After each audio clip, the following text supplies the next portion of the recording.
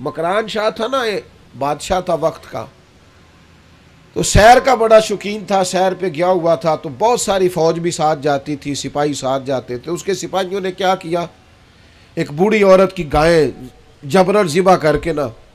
खा ली।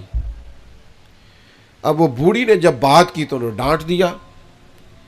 जिस दिन बादशाह ने वापस जाना था, किसी तरीके से एक पुल था, दरिया के ऊपर से गुजरता था, दरिया के उस पार जंगल था जहाँ कच्ची बस्तियां थी,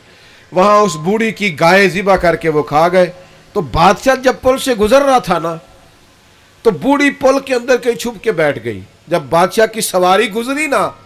तो भाग के आके उसने घोड़े की लगाम थाम ली, कहने लगी, मकरान शाह ठहर जा, रुक जरा, मेरे ऊपर जुल्म करके ऐसे जा रहे तू।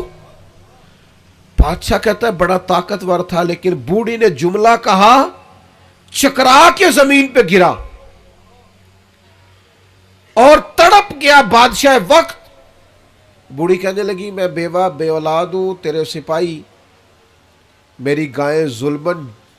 जबरन ज़िबा करके खा गए हैं, इस पुल पर छुप के बैठी थी, मैंने बड़ी मुश्किल से तेरा घोड़ा रोका है, लगाम थामी है, बस एक सवाल का जवाब दे कि मेरी गाय का हिसाब इस पुल पे देना है कि पुल से रात पे देना है, अभी फैसला कर, यहां देना या वहां। बादशाह चकरा के जमीन पे गिरा, रोया, कहने लगा, नहीं मैं पुल से रात पे हिसाब नहीं दे सकता, तो यही हिसाब ले ले, वो मुश्किल है, बुलाओ सिपाहियों को, ओ भाइयों हिसाब तो देना है, आज के पुल पे ना दोगे तो पुल से रात